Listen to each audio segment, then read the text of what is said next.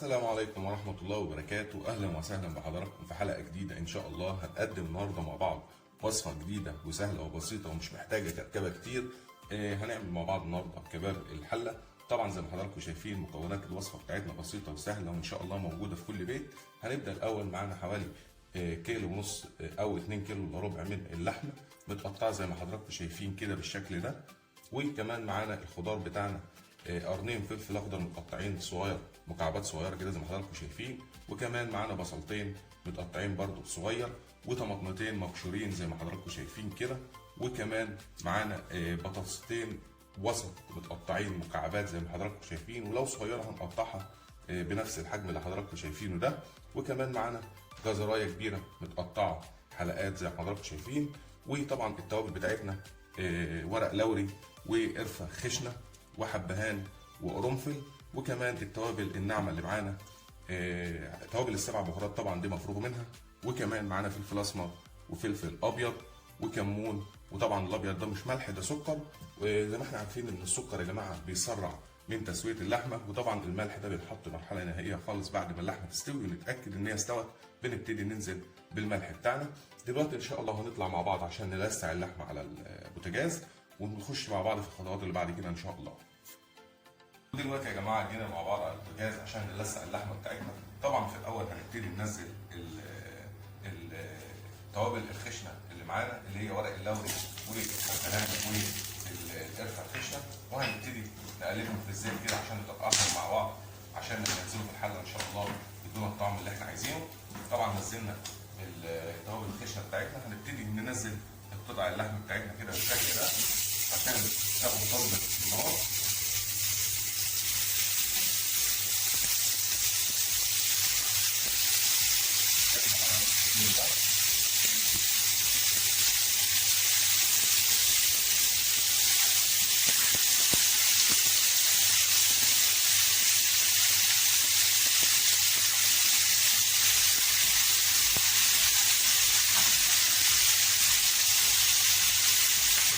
ودلوقتي يا جماعه هنبتدي نقلب اللحمه بتاعتنا زي ما حضراتكم هتشوفوا كده. كده طبعا هتقدمها مع مره هنبتدي نقلبها على الجنب الثاني عشان تاخد لون الجنب الثاني زي ما حضراتكم شايفين كده.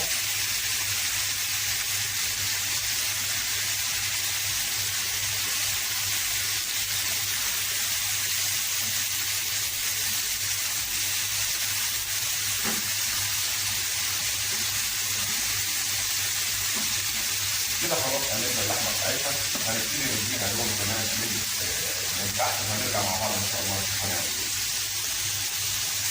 وكده يا جماعه تكون اللحمه بتاعتنا اتحمرت كل الجهاز زي ما حضراتكم شايفين كده بالشكل ده.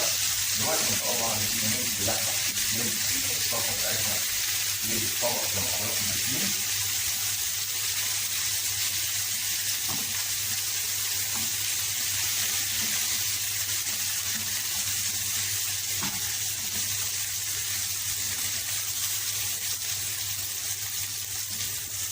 طبعا يا جماعه بالنسبه للتوابل الناعمه انا ما بحبش اقول كميات لان طبعا الكميات بتختلف على حسب كميه اللحمه اللي احنا هنعملها.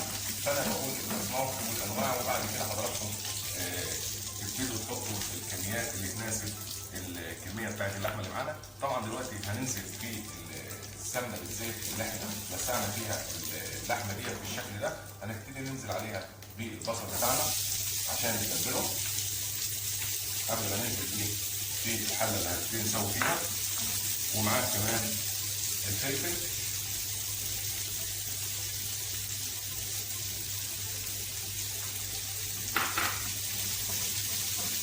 هنبتدي نقلبه على الزيت بتاع اللي احنا شوحنا فيه اللحمه او لسعنا فيه اللحمه عشان يتبل. وبعد كده ان شاء الله هنرجع مع بعض باذن الله عشان نشوف اول خطواتنا عشان نسوي اللحمه بتاعتنا في الحله.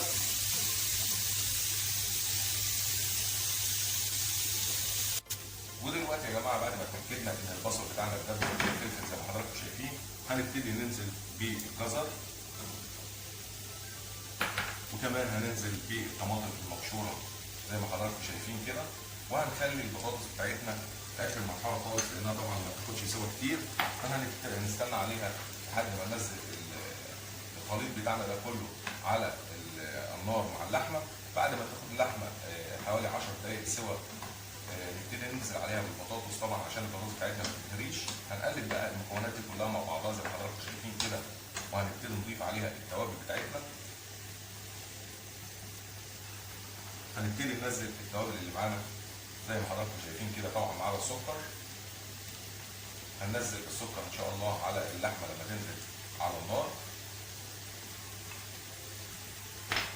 ونقلب المكونات بتاعتنا دي كلها مع بعض كده بالشكل ده.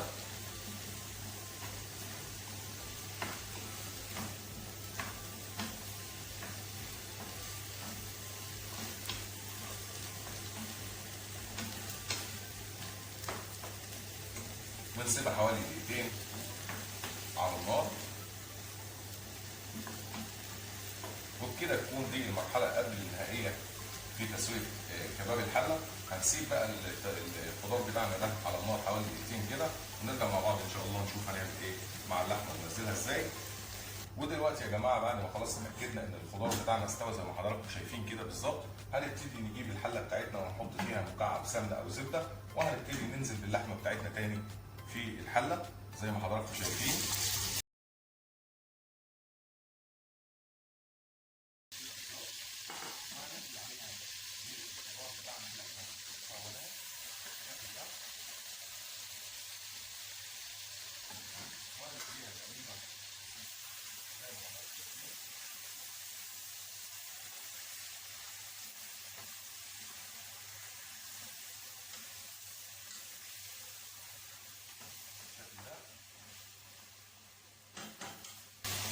كده نكون قلبنا اللحمه بتاعتنا على الخضار. هنبتدي ننزل عليها بحوالي كوبايه ميه كعادة ليها عشان يسوي اللحمه بتاعتنا ما تاخدش وقت في السوا، ونبتدي نقلبها كمان مره اخيره. وطبعا ما ننساش السكر اللي قلت لحضراتكم عليه، هنبتدي ننزله على اللحمه كده بالشكل ده. طبعا معلقه سكر يا جماعه مش هتاثر على طعم اللحمه بتاعتنا في حاجه، بس بتخلي اللحمه بتاعتنا تستوي بسرعه وما تاخدش وقت في السوا. هنقلب اللحمه بقى كويس بالمكونات دي كلها، وهنبتدي نغطيها ونسيبها على نار هاديه خالص لحد ما تستوي. وطبعا الملح يا جماعه بعد ما نتاكد ان اللحمه بتاعتنا استوت بنبتدي نضيف الملح قصدي على حسب الرغبه بتاعتنا. في ناس ما بتحطش ملح خالص، وفي ناس بتحب الملح بتاعها يكون خفيف.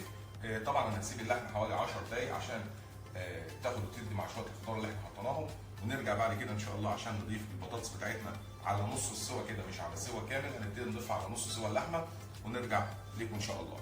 ودلوقتي يا جماعه بعد ما اتاكدنا ان اللحمه بتاعتنا خدت النص سوا بتاعها زي ما احنا متفقين، هنبتدي ننزل عليها بالبطاطس بتاعتنا بالشكل ده، وهنبتدي نقلب اللحمه بتاعتنا على البطاطس بالشكل اللي حضراتكم شايفينه، ونغطي عليها بقى ونسيبها ان شاء الله لحد ما تكتمل السوا بتاعها، ونطلع مع بعض ان شاء الله نشوفها في التقديم يا رب ان شاء الله. دلوقتي يا جماعه مع حضراتكم بعد ما كباب الحله استوى زي ما حضراتكم شايفين.